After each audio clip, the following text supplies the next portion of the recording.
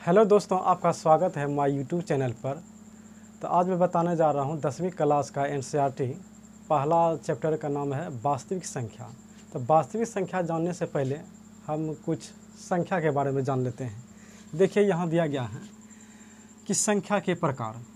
पहले देख लो, वास्तविक संख्या को अंग्रेजी में रियल नंबर कहते हैं। और वास्तविक संख्या के प्रकार इस प्रकार देखो दिया गया है। तो संख्या के बारे में सबसे पहले जान लेते हैं कि प्राकृत संख्या किसे कहते हैं। प्राकृत संख्या, देखो, गिनती की संख्या को हम प्राकृत संख्या कहते हैं। गिनती की संख्या क्या कहते हैं? हम प्राकृत संख्या कहते हैं। जैसे में देख लेते हैं, जैसे 1, 2, 3, 4, ये सब कहाँ तक जाएगी? ये सब अनंत तक जाएगा, यानी कि अनंत तक जाएगी प्राकृत। उसके बाद देख लेते हैं पूर्ण संख्या। पूर्ण संख्या को अंग्रेजी में होल नंबर कहते हैं। गिनती की संख्या में शून्य मिलाने से बनी संख्या को क्या कहते हैं? पूर्ण संख्या कहते हैं। इसका उदाहरण देख लेते हैं पूर्ण संख्या का। जैसे में इसका देख लेते हैं, जैसे कि 1, 2, 3, 4, 5, ये सब क्या हो? ये सब प्राकृत संख्या। अब प्राकृत संख्या के समूह हम क्या मिला देंगे? शून्य मिला देते हैं। तो कौन सी संख्या बन गया? ये बन गया पूर्ण संख्या, जिसे अंग्रेजी में होल नंबर कहते हैं। उसके बाद देख लेते हैं, ये 3 नंबर होगा यहाँ पर। उसके बाद देख लेते हैं पूर्णांक संख्या। पूर्णांक संख्या अंग्रेजी में इंटेजर्स नंबर कहते हैं। पूर्णांक संख्या की परिभाषा देख लेते हैं। सभी धनात्मक एवं ऋणात्मक और पूर्ण संख्या पूर्णांक संख्या कहलाती है। जैसे इसका एग्जाम्पल में हो गया, जैसे में यहाँ संख्या देख लेते हैं। जैसे संख्या देख लेते हैं -4, -3, -2, -1 और 0, 1, 2, 3, 4।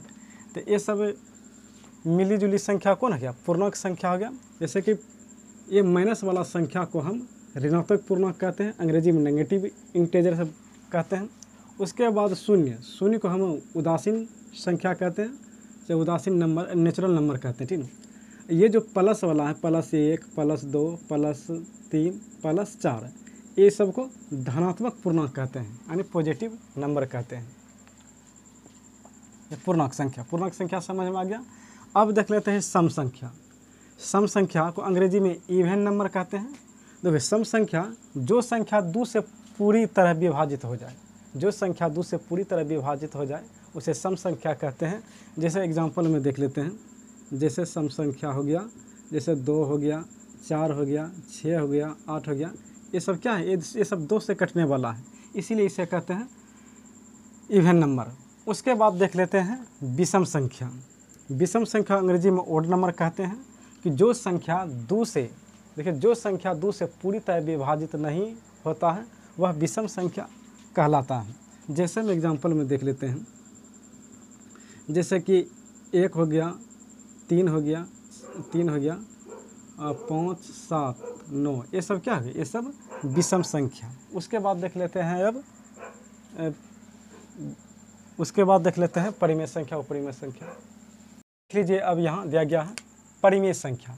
तो परिमेय संख्या किसे कहते हैं? कि जो संख्या p/q के रूप में होता है हम उसे परिमेय संख्या कहते हैं। जैसे में देख लेते हैं, यहाँ एग्जाम्पल में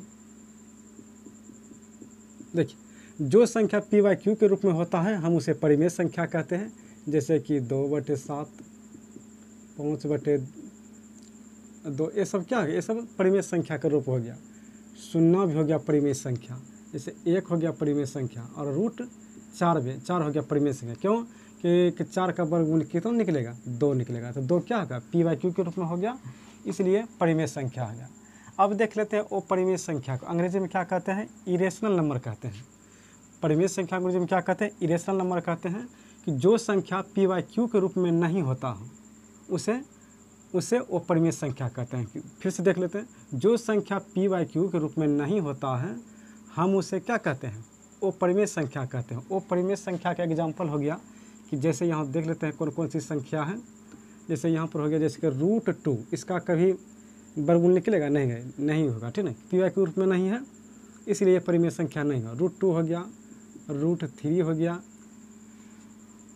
और √5 हो गया। ये सब क्या है? ये सब अपरिमेय संख्या का उदाहरण है। और संख्या होगा और देख लेते हैं जैसे कि अपरिमेय संख्या ये भी हो गया, जैसे कि एक परिमेय संख्या योग एक लेते हैं अपरिमेय संख्या। क्या ये परिमेय संख्या यह है कि अपरिमेय संख्या, तो ये अपरिमेय संख्या हो गए, ये भी हो जाएगा। और जैसे -2√3 कहना, ये भी अपरिमेय संख्या हो गया, अपरिमेय संख्या, ठीक है।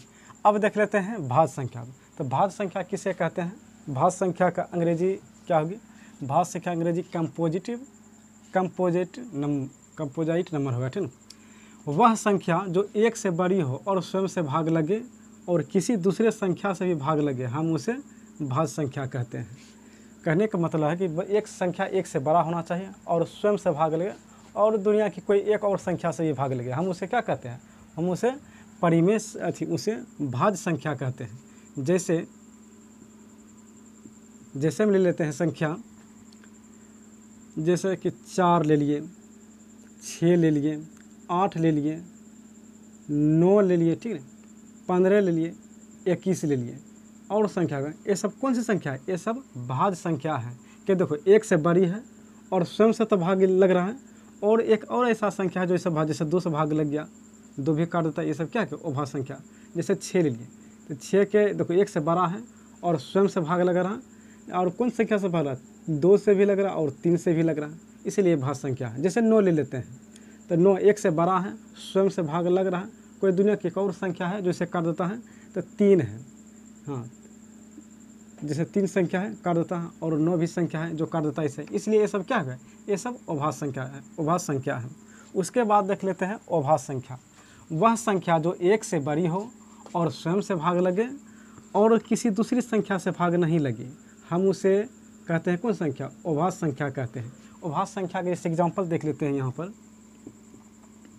जैसे हो गया 2 हो गया, 3 हो गया, 5 हो गया, 7 हो गया, ठीक है। ये सब अभाज्य संख्या का उदाहरण है। देखो एक से बड़ी तो है और स्वयं से भाग लग रहा, एक और संख्या बताओ जैसे जो इसको काट देता है, तो वह संख्या नहीं है। 2 हो गया, 3 हो गया, 5 हो गया, ये सब अभाज्य संख्या का उदाहरण है, अभाज्य संख्या का उदाहरण। और देख लेते हैं सबसे छोटी अभाज्य संख्या किसे कहते हैं? देखो सबसे छोटी अभाज्य संख्या किसे कहते हैं? तो सबसे छोटी अभाज्य संख्या 2 हो जाएगा। और पूछेगा कि 1 से लेकर 100 तक में, 1 से लेकर 100 तक में कुल कितने अभाज्य संख्या, कुल कितने अभाज्य संख्या होता है? तो इसका आंसर हो जाएगा 1 से 100 तक में कितने अभाज्य संख्या होता है? इसका हो जाएगा 25 संख्या हो जाएगा, इसका 25 संख्या हो जाएगा। चलो ठीक है, अब देख लेते हैं कि सह अभाज्य संख्या किसे कहते हैं, यानी को प्राइम नंबर किसे कहते हैं। वैसी दो संख्या जोड़ा जिसका HCF 1 होता है, वैसी दो संख्या जिसका HCF 1 होता है, हम उसे सह अभाज्य संख्या कहते हैं। जैसे 2 7, देखो ये जोड़ा में 2 7 हो गया, 1 5 हो गया, 5 7 हो गया, 4 5 हो गया। इसका जब भी HCF अगर निकालेंगे तो इसका HCF कितना होगा? 1 होगा। तो ऐसी संख्या को क्या कहते हैं? सह अभाज्य संख्या कहते हैं। मतलब कि गुणनखंड इसका फैक्टर करने पर 2 नहीं आना चाहिए, ठीक है, हर हमेशा इसका HCF 1 होना चाहिए। तो क्या कहलाएगा? सह अभाज्य संख्या। उसके बाद देख लेते हैं यूक्लिड विभाजन परिमेय का। तो यूक्लिड विभाजन परिमेय का, यूक्लिड का मतलब है कि यूक्लिड एक वैज्ञानिक है। यूक्लिड क्या है? एक वैज्ञानिक है। विभाजन का मतलब है भाग लगता है। परिमेय का मतलब हुआ कि परिमेय का स्वयं सिद्ध कथन होता है, जिसे सिद्ध नहीं किया जा सकता है, इस पर बनाते हैं इस नियम पर, ठीक। इसका डिफिनेशन देख लेते हैं। यूक्लिड ने एक नियम दिया था, तो नियम क्या था? A=BQ + R, यानी कि R का मान जो है 0 के बराबर और 0 से बड़ा और B से छोटा होना चाहिए। यानी कि देखिए A का अर्थ हुआ कि भाज्य बराबर, देखो यूक्लिड एक नियम दिया था, तो वो नियम ये है कि भाज्य बराबर भाजक गुना भागफल प्लस शेष। शेष। इसी नियम को हम क्या कहते हैं, यूक्लिड विभाजन परिमेय कहते हैं। जैसे हम संख्या ले लेते हैं, जैसे 13 में भाग अगर 4 से दे देते हैं, जैसे में क्या कर, जैसे में हम 13 में 4 से भाग देते हैं, तो 4 से भाग चलो यहाँ दे देते हैं, 13 से भाग देते 4 में, तो 4 तिया 12, शेष कितना बचा 1। तो ये जो भाजक है, यहाँ हम भाजक लिख देते हैं। भाजक को हम b से सूचित करते हैं, यहाँ भाज को हम a से सूचित करते हैं, और यहाँ भागफल जो हो गया, यहाँ भागफल को हम q से सूचित करते हैं। और शेषफल जो यहाँ बचा, शेषफल को हम r से सूचित करते हैं। यही नियम है यूक्लिड विभाजन परिमेय का होता है, यही नियम है। उसके बाद देख लेते हैं यूक्लिड विभाजन एल्गोरिथम। यूक्लिड विभाजन एल्गोरिथम एक बनाने की प्रक्रिया है, ठीक है। इसका देख लेते हैं परिभाषा।